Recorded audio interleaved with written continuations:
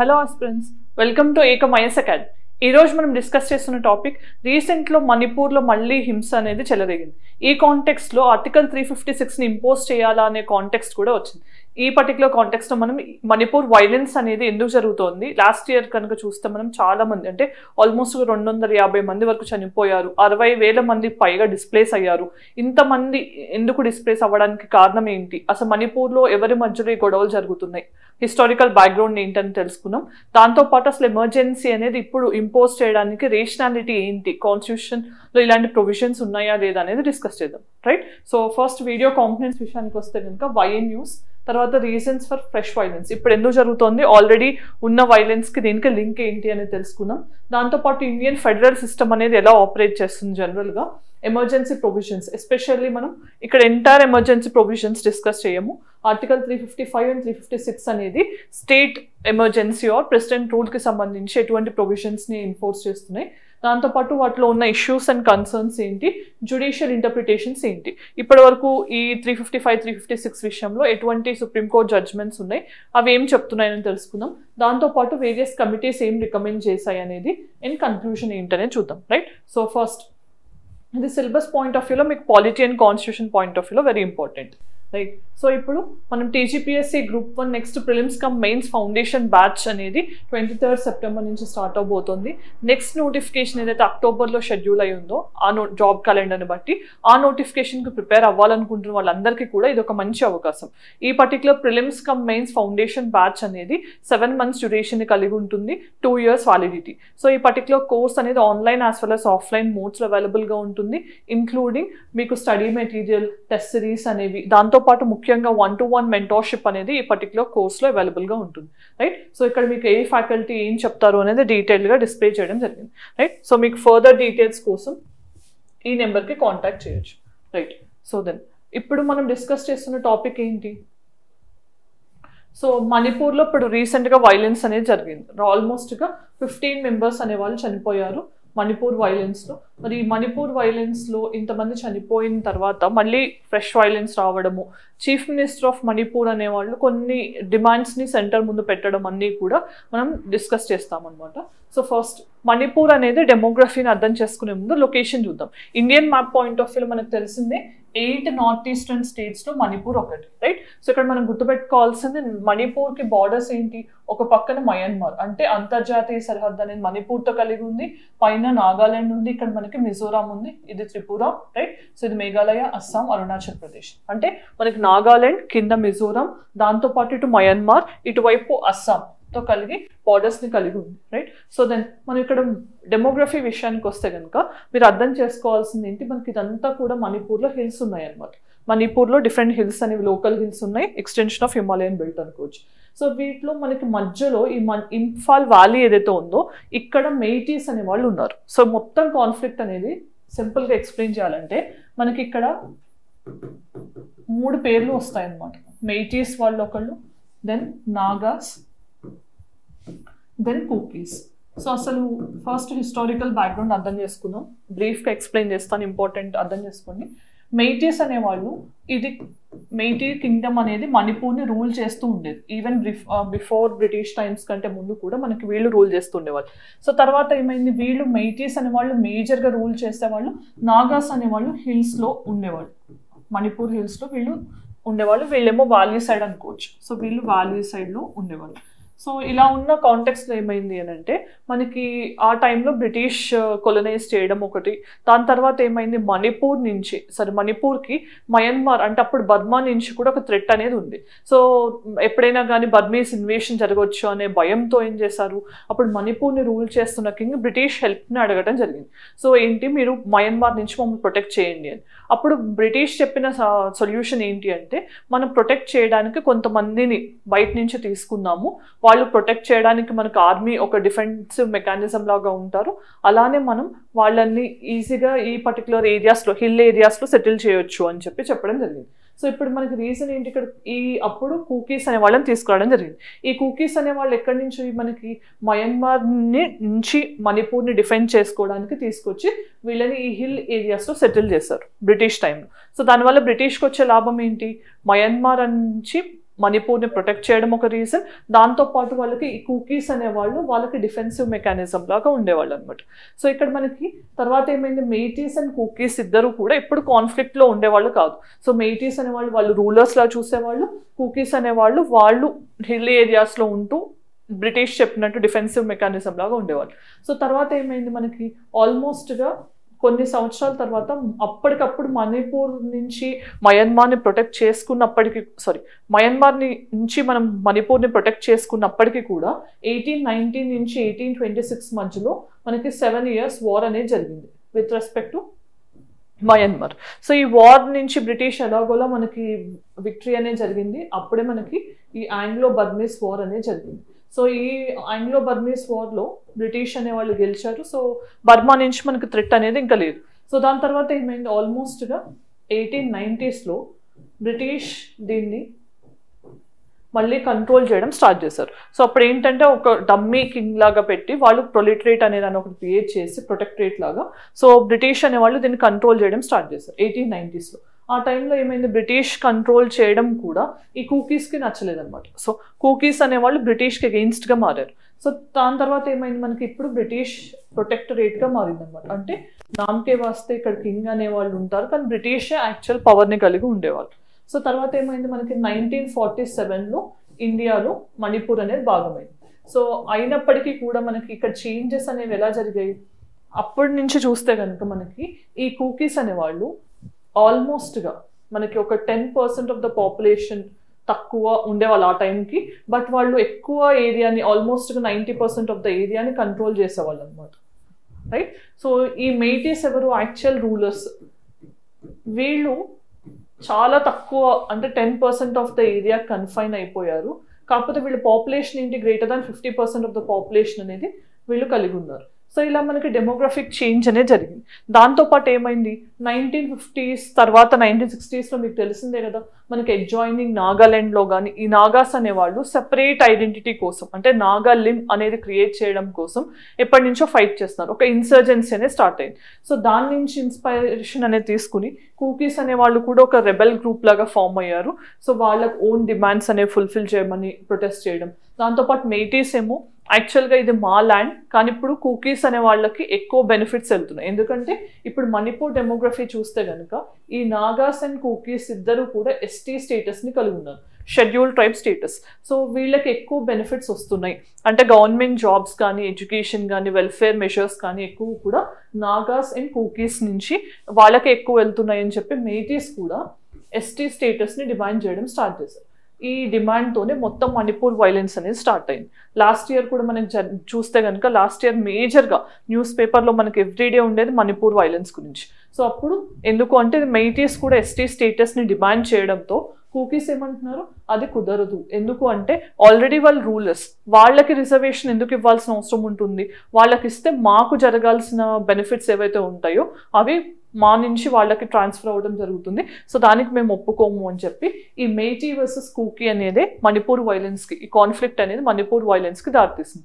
Recent కాంటెక్స్లో కూడా మనకి కొంతమంది మెయిటీ కమ్యూనిటీకి సంబంధించిన ప్రాపర్టీస్ మీద డ్రోన్ అటాక్స్ చేయడం, రాకెట్ అటాక్స్ చేయడం, సో దాంతోపాటు యాంటీ డ్రోన్ సిస్టమ్స్ అనేవి ఇన్స్టాల్ చేయాల్సి రావడం, ఇవన్నీ కూడా వచ్చాయన్నమాట. సో ఇక్కడ మెయిన్గా మరి మణిపూర్ వైలెన్స్ జరుగుతున్నప్పుడు ఈ లా అండ్ ఆర్డర్ అనేది ఎవరి కంట్రోల్లో ఉండాలి, జనరల్గా స్టేట్ గవర్నమెంట్ కంట్రోల్లో ఉండాలి. కానీ ఇక్కడ ఏంటంటే లా అండ్ ఆర్డర్ అనేది మనకి మణిపూర్ సెక్యూరిటీ అడ్వైజర్ అనే వాళ్ళు ఉంటారు, పారామిలిటరీ ఫోర్సెస్ చీఫ్ని ఇక్కడ సెక్యూరిటీ అడ్వైజర్గా పెడతారు.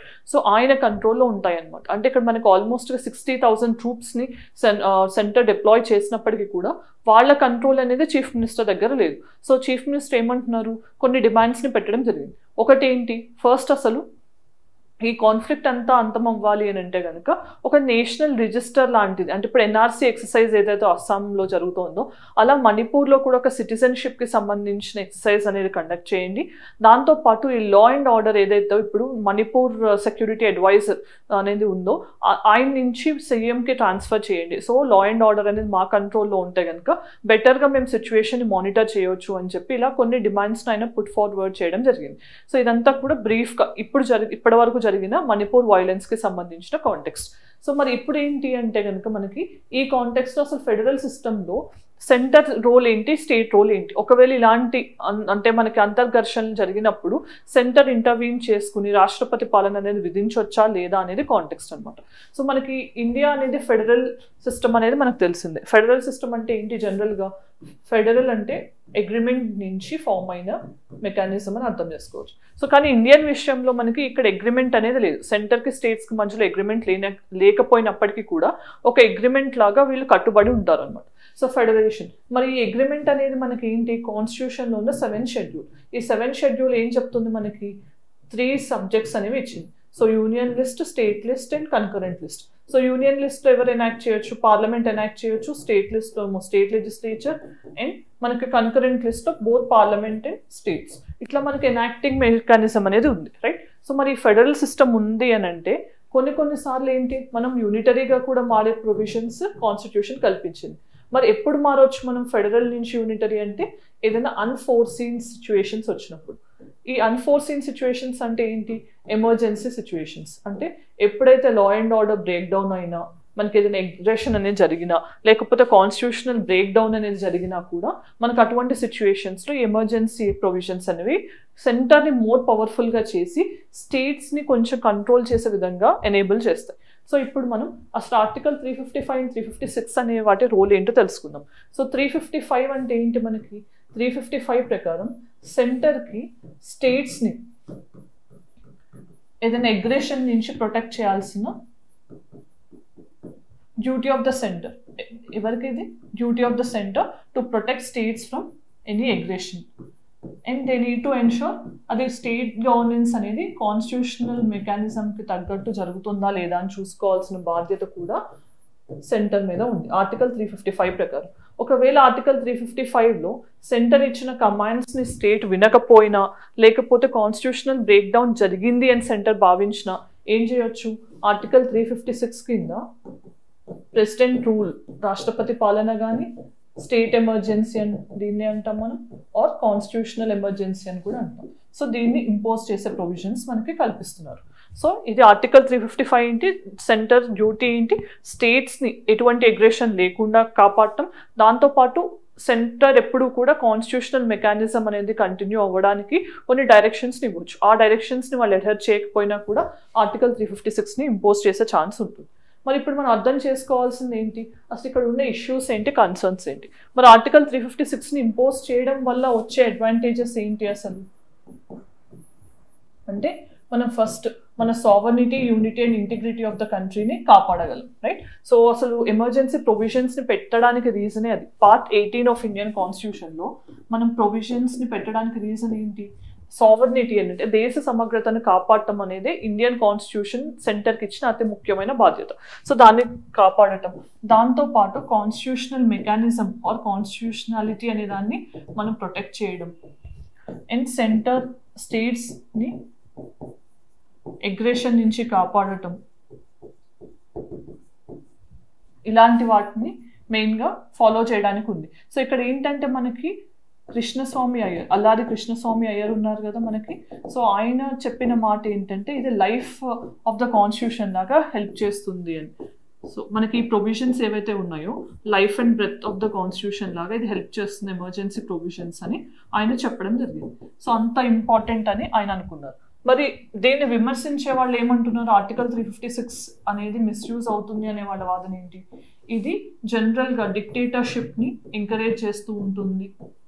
సో టిటి కృష్ణమాచారి గారు కూడా ఇదే ఒపీనియన్. సో వీళ్ళందరూ కూడా కాన్స్టిట్యూషనల్ మేకర్స్ అన్నమాట.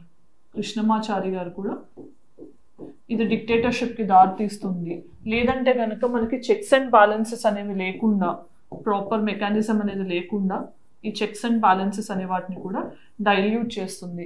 అలానే అథారిటేరియనిజం అనేది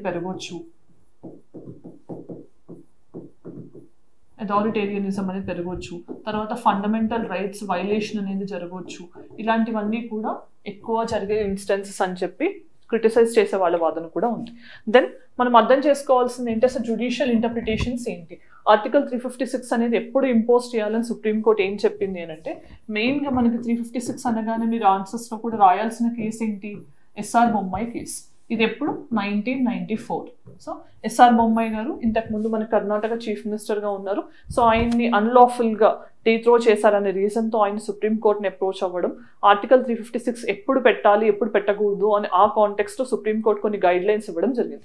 మరి ఈ పర్టికులర్ కాంటెక్స్లో ఎస్ఆర్ బొమ్మాయి కేసులో ఏం చెప్పారు, మనకి ఖచ్చితంగా 356 అనేది ఓన్లీ కాన్స్టిట్యూషనల్ బ్రేక్డౌన్ అయినప్పుడు మాత్రమే ఇంపోజ్ చేయాల్సి ఉంటుంది.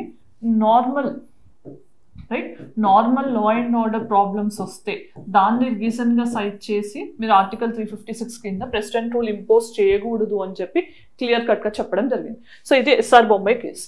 సో దాని తర్వాత ఏమైంది, మనకి ఇంకా కొన్ని కేసెస్ వచ్చాయి. తర్వాత స్టేట్ ఆఫ్ రాజస్థాన్ కేసు ఉంది, state of Rajasthan versus union of India case అనేది ఒకటి ఉంది. తర్వాత సర్బానంద్ సనోవల్ కేసు 2005 ఉంది. తర్వాత ఎస్పీ జైన్ కేసు అనేది ఒకటి ఉంది. సో ఇలా మనకి కొన్ని కేసెస్ అనేవి తర్వాత కూడా ఇంపోజ్ అయ్యాయి. సో ఈ కేసెస్ అన్నిట్లో కూడా ఏం చెప్పింది సుప్రీంకోర్టు, కొంచెం బ్రాడర్ ఇంటర్ప్రిటేషన్ అనేది చేసి, సో ఇక్కడ మనకు ఓన్లీ కాన్స్టిట్యూషనల్ బ్రేక్ డౌన్ అయినప్పుడు కాకుండా law and order situation break అయినా కూడా ఆర్టికల్ 356 కింద ప్రెసిడెంట్ రూల్ అనేది ఇంపోజ్ చేయొచ్చు అని చెప్పడం జరిగింది. ఎందుకు అంటే ఆర్టికల్ 355 కింద సెంటర్కి స్టేట్స్ని ప్రొటెక్ట్ చేయాల్సిన బాధ్యత కూడా ఉంది కాబట్టి లా అండ్ ఆర్డర్ అనేది ఒకవేళ మరీ ఎక్కువ వర్సన్ అయిపోయి సిచ్యువేషన్ అనేది మనకి కంట్రోల్లో లేనప్పుడు ఆర్టికల్ 356ని ఇంపోజ్ చేసి సిచ్యువేషన్ని కంట్రోల్లోకి తీసుకురావచ్చు అని చెప్పడం జరిగింది. ఇది జ్యుడిషియల్ ఇంటర్ప్రిటేషన్. మరి అసలు ఇప్పటి వరకు రికమెండేషన్స్ ఆఫ్ డిఫరెంట్ కమిటీస్ ఏంటి అంటే, మనకి మెయిన్గా సెంటర్ స్టేట్ రిలేషన్స్ విషయంలో ఎటువంటి కమిటీస్ కనిపిస్తుంటాయి, ఒకటి Sarkaria commission. So Sarkaria commission ఏం చెప్పింది, క్లియర్గా మనం మిస్యూజ్ అనే దాన్ని తగ్గించాలి. ఆర్టికల్ 356 అనేది చాలా సందర్భాల్లో సెంటర్ మిస్యూజ్ చేయడానికి కారణమవుతోంది. సో ఇది మిస్యూజ్ అవ్వకుండా స్ట్రిక్ట్గా కొన్ని విషయాలకు మాత్రమే దాన్ని కన్ఫైన్ చేయాల్సి ఉంటుంది అని చెప్పడం. దాంతోపాటు మనకి next national commission on reviewing of the constitution. So ఇది ఎం వెంకటాచలయ్య గారి ఆధ్వర్యంలో ఫామ్ అయిన కమిషన్ ఇది కానీ, తర్వాత మనకి పూంచి కమిషన్ అనేది కానీ, సో 2010లో ఇది కూడా మనకి ఆర్టికల్ 356 అనే దాన్ని కొంచెం జుడిషియస్గా యూజ్ చేయాల్సి ఉంటుంది. సో సెంటర్ అనేదాన్ని దీన్ని ఒక రీజన్గా యూజ్ చేసి స్టేట్స్ని బలవంత పెట్టకూడదు, లేకపోతే వాళ్ళని కాన్స్టిట్యూషనల్ బ్రేక్ డౌన్ జరిగింది అనే రీజన్తో వాటిని కంట్రోల్ చేయడానికి ట్రై చేయకూడదు అని చెప్పడం జరిగింది. సో ఇది ఆర్టికల్ 356కి సంబంధించిన కమిషన్స్. దెన్ అసలు కన్క్లూజన్ ఏంటి, మరి ఇటువంటి సిచ్యువేషన్లో మనం ఏం ఆన్సర్ చేయొచ్చు కన్క్లూజన్లో అంటే, ఎప్పుడైనా కూడా కాన్స్టిట్యూషనల్ బ్రేక్ డౌన్ అనేది జరిగితే కనుక ఆర్టికల్ 356 అనేది ఇంపోజ్ చేయాలి. ఎందుకంటే సావర్నిటీ అండ్ ఇంటిగ్రిటీ అనేది చాలా ముఖ్యమైన అంశం. అంతేకాకుండా ఇక్కడ మణిపూర్ వైలెన్స్ అనేది 2 కమ్యూనిటీస్కి సంబంధించి జరుగుతుంది. సో ఇక్కడ మెజారిటీ వర్సెస్ మైనారిటీ అని కానీ, ఎస్టీ వర్సెస్ నాన్ ఎస్టీ అని కానీ, ఇలాంటి వాటిలో ఏంటంటే ఎక్కువ కూడా మనం కల్చరల్ డిస్కషన్స్ అనే వాటిని తీసుకురావాల్సి ఉంటుంది. సో వాళ్ళ కల్చర్ని, వాళ్ళ జాగ్రఫికల్ కండిషన్స్ని, వాళ్ళకి జరుగుతున్న అన్యాయాన్ని, వీటన్నిటినీ కూడా ఒక ప్రాపర్ కన్సెన్సెస్తో ఒక సొల్యూషన్ని తీసుకొస్తే కనుక ఇలాంటివి భవిష్యత్తులో మళ్ళీ రిపీట్ అవ్వకుండా ఉండే ఛాన్స్ కూడా ఉంటుంది, రైట్? సో అది కన్క్లూషన్. దెన్ కొంతమంది స్టూడెంట్స్ నిన్నటి క్వశ్చన్కి కూడా ఆన్సర్ ఎక్స్ప్లెయిన్ చేయమని అడుగుతున్నారు. సో దాన్ని దృష్టిలో పెట్టుకుని నిన్న ఇచ్చిన ప్రాక్టీస్ క్వశ్చన్ ఏంటంటే సైమల్టేనియస్ ఎలక్షన్స్కి సంబంధించి, మరి సైమల్టేనియస్ ఎలక్షన్స్ అనేవి లోక్సభ అండ్ స్టేట్ అసెంబ్లీస్కి అండ్ లోకల్ బాడీస్కి అట్ ద సేమ్ టైం అని అడుగుతున్నారు. సో ఈ పర్టికులర్ స్టేట్మెంట్ ఏంటంటే సేమ్ టైం అని అంటే ఇన్ ద కాంటెక్స్ట్ ఇక్కడ లోకల్ బాడీస్కి అప్లై అవ్వదు, right? So then simultaneous elections were held in India from 1951 to 1967. ఇది కరెక్టే, ఎందుకంటే 67 వరకు మనకు అపోజిషన్ పార్టీస్ లేవు, స్టేట్స్లో కూడా సేమ్ టైం లైన్ ప్రకారం జరిగింది. ఇక్కడ అసెంబ్లీస్కి పార్లమెంట్లో లోక్సభకి కంబైన్డ్గా పెడతాం, కానీ లోకల్ బాడీస్కి 100 days గ్యాప్ అనేది ఉంటుంది, సెకండ్ ఫేజ్ లాగా అనుకోవచ్చు. సో ఈ స్టేట్మెంట్ రాంగ్ అవుతుంది. Then implementation of simultaneous elections would require constitutional amendments. So answer వచ్చేసరికి బి. ఇది ఆన్సర్ డి అని చాలా మంది ఆన్సర్ చేస్తున్నారు, బట్ ఇక్కడ లోకల్ బాడీస్కి కాదు, రైట్? దెన్ ఈరోజు ప్రాక్టీస్ క్వశ్చన్ ఏంటనేది చూద్దాం. Which of the following statements regarding article 356 of the constitution are correct? So 356 deals with imposition of president's rule in a state. Proclamation of 356 can remain in force for a maximum of 1 year period, and imposition of president rule is subject to judicial review. So వీటిల్లో ఏ answer మీకు correct అనిపిస్తే answer comment సెక్షన్లో చెప్పండి. Then mains question, discuss the constitutional provisions, rational and misuse of article 356. అసలు constitutional provisions ఏంటి, దాంతోపాటు rationality ఏంటి, అండ్ దీని మిస్యూజ్ అనేది డిఫరెంట్ ఇన్స్టెన్సెస్ సైట్ చేస్తూ how has the judiciary intervene, అంటే ఇక్కడ మనం డిస్కస్ చేసిన కేసెస్ అనేవి ఇంటర్వీన్ ఎలా అయింది అనేది చెప్తూ రిలవెంట్ కేస్ లాస్తో పాటు ఎక్స్ప్లెయిన్ చేయాల్సి ఉంటుంది, రైట్. సో ఇది 250 వర్డ్స్ మీరు ట్రై చేయొచ్చు. ఈరోజు వీడియో కనుక మొత్తం అర్థమైతే మీరు ఈ ఆన్సర్ ఈజీగా చేయొచ్చు. దెన్ మరి ఈరోజు మనం ఈ వీడియోలో ఏం డిస్కస్ చేసాం, రీసెంట్గా మళ్ళీ మణిపూర్లో వైలెన్స్ అనేది జరుగుతున్న కాంటెక్స్లో ఆర్టికల్ 356ని ఇంపోజ్ చేయడం కరెక్టా కాదా అనే కాంటెక్స్లో మనం మణిపూర్ వైలెన్స్ ఏంటి అనేది చూసాం, దాని బ్యాక్గ్రౌండ్ ఏంటి, దాంతోపాటు ఇప్పుడు ఆర్టికల్ 356 అనేది ఏ పర్టికులర్ గ్రౌండ్స్లో ఇంపోజ్ చేయొచ్చు, చేయడానికి గల అడ్వాంటేజెస్ ఏంటి, డిసడ్వాంటేజెస్ ఏంటి, సుప్రీంకోర్టు జడ్జ్మెంట్స్ ఏంటి, దాంతోపాటు వేరియస్ కమిటీస్ ఏ కాంటెక్స్లో ఏం చెప్పాయి, ఇవన్నీ కూడా ఈ వీడియోలో డిస్కస్ చేయడం జరిగింది అలాంగ్ విత్ ప్రాక్టీస్ క్వశ్చన్స్. మీకు ఈ వీడియో నచ్చినట్లయితే కనుక మీ ఒపీనియన్ కామెంట్ సెక్షన్లో చెప్పండి. Thanks for joining us. See you again.